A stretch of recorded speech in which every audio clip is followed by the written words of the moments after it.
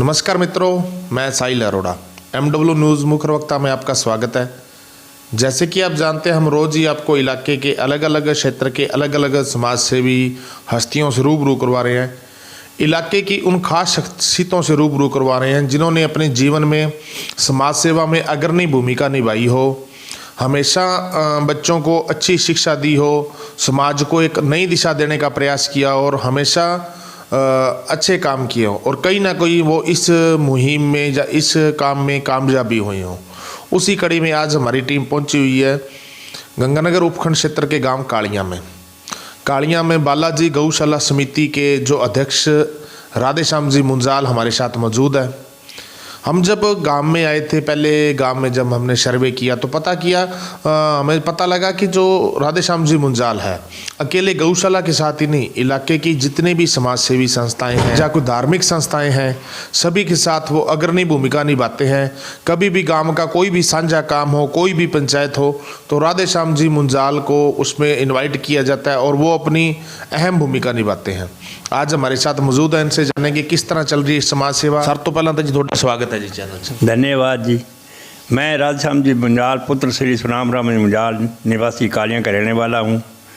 मेरी समाज सेवा में बहुत ही अच्छी लगन लगी हुई है, तो मैं उस सेवा में इतना खुश होता हूँ कि कभी जितनी खुशी किसी ने देखी नहीं होगी। ठीक है जी। सेवा करने में जितना आनंद आता है ना, हाँ जी, तो अपने इस जीवन में जो सेवा करने में आनंद है वो किसी भी कार्य में आनंद नहीं है। यही प्रार्थना करूँगा समाज सेवियों से, वो धर्म के कामों में पूरी लगन देवें, पूरा सहयोग करें, अपनी नेक कमाई में से दान देवें और उस दान का फल जो है प्राप्त करने के लिए कभी भी आशा ना रखें। वो भगवान अपने आप देगा, जो करेंगे हम उसका तो साथ देता ही देता है भगवान। ठीक है। तो मैं सब भाइयों से यही प्रार्थना करता हूँ और भाई सेवा करने का आनंद लें।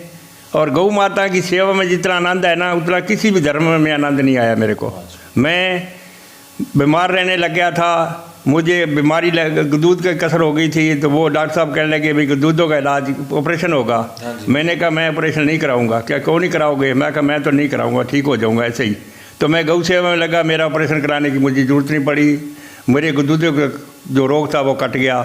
बवासीर का रोग हुआ, वो भी ऐसे मेरा कट गया। मैं चलने में बिल्कुल असमर्थ हो गया था। डॉक्टर ने मुझे जवाब दे दिया था कि अब तुम नहीं बचोगे। तो मैं अब बिल्कुल ही स्वस्थ हूँ। मेरे सुबह से शाम तक मेरी गौ माता ही ध्यान में आती है। रात को सोता हूँ जब भी मुझे गौ माता ही दिखाई देती है। तो मैं भाइयों से यही प्रार्थना करूँगा, भाई गौ माता की सेवा में पूरा सहयोग करें, अपनी नेक कमाई में से तन मन धन से सहयोग करें और वहाँ के सेवा करने का मौका देवें। तो मुंजाल साहब बात करें, जैसे आपने बताया भी आपको समाज सेवा करने का शौक़ शुरू से मिला हुआ है, जो आपको विरासत में आपके पिताजी की विरासत में मिला हुआ है।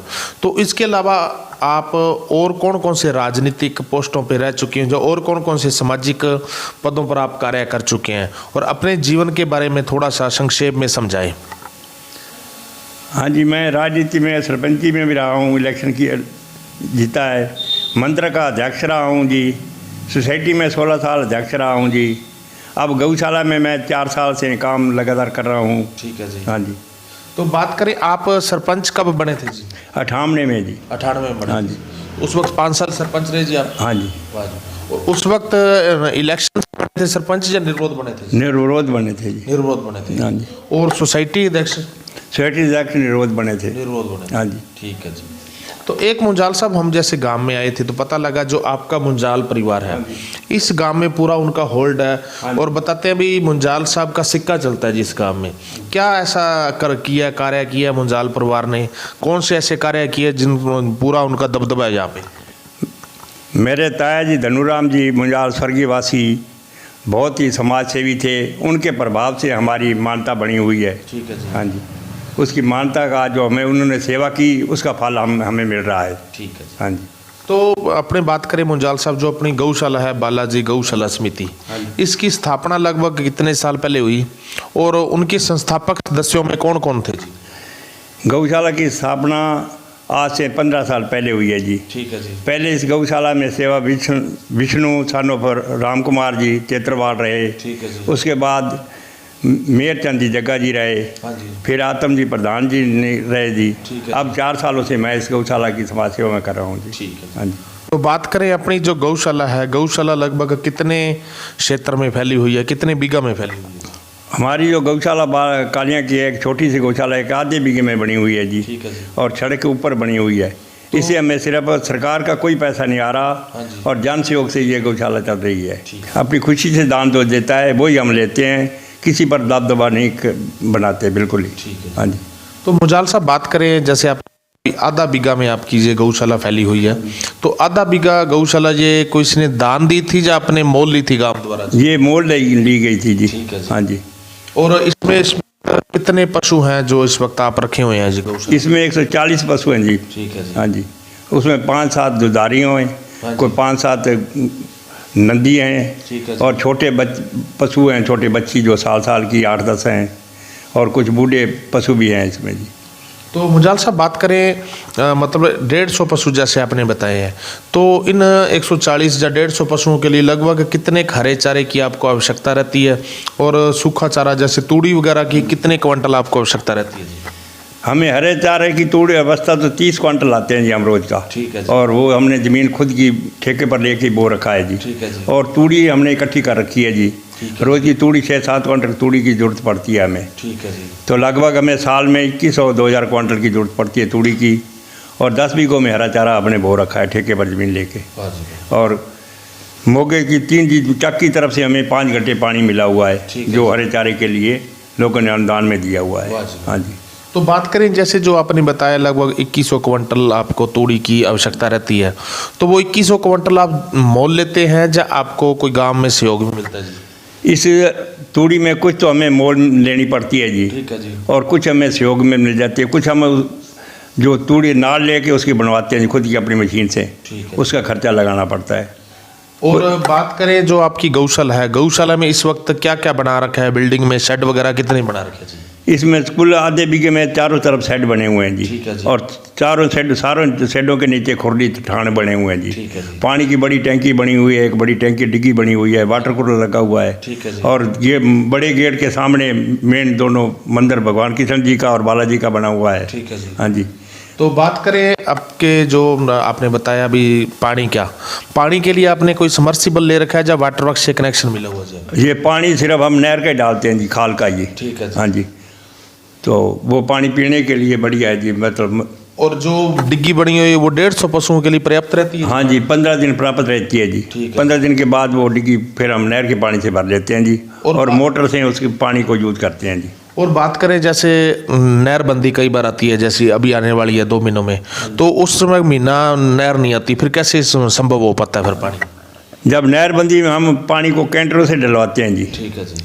डेली 2 क्विंटल पानी लगता है हमारा फिर। मतलब नीचे का पानी नहीं यूज करते? हाँ, नीचे का पानी पीते नहीं जी, पशु उसमें बीमार हो जाते हैं जी। ठीक है जी। खारा है जी पानी, मीठा नहीं है। ठीक है जी। तो अब अपने बात करें जो आपके गांव के जैसे बच्चे हैं, युवा बच्चे हैं, वो कितनी की सेवा करते हैं यहाँ पे गौशाला में, कितना का वो समय निकाल पाते हैं? और जो आपकी लेडीज जैसे माताएं बहनें हैं, वो कितनी की सेवा करती हैं जी? बच्चे लगभग जी आ जाते हैं, एतवार को छुट्टी वाले दिन आ जाते हैं जी। ठीक है जी। जैसे हमारा पोता हो गया और उसके यार दोस्त हो गए, चले जाते हैं, 2-4 घंटे सेवा करवाते हैं। ठीक है जी। तूड़ी डलवा दी, हरा पट्ठा को उतरवा दिया, हाँ जी, हाँ जी। गोबर इकट्ठा करवा दिया, यही काम करते हैं बस बच्चे। और जो महिला मातृ शक्ति पहुँच? मातृ शक्ति नहीं पहुँचती जी। ठीक है जी। हाँ जी। तो बात करें अब अपने बात करें जैसे अपने गांव में आजकल नशा बहुत ज़्यादा चलन हो चुका है, तो नशे से रोकने के लिए आपके द्वारा क्या प्रयास रहते हैं? देखिए आप समाज के सम्माननीय जन हैं, आप लोगों को किस तरह मोटिवेट करते हो, किस तरह बच्चों को प्रेरित करते हो भी आप दूर रहें और खेलों के साथ शिक्षा के साथ जुड़ें?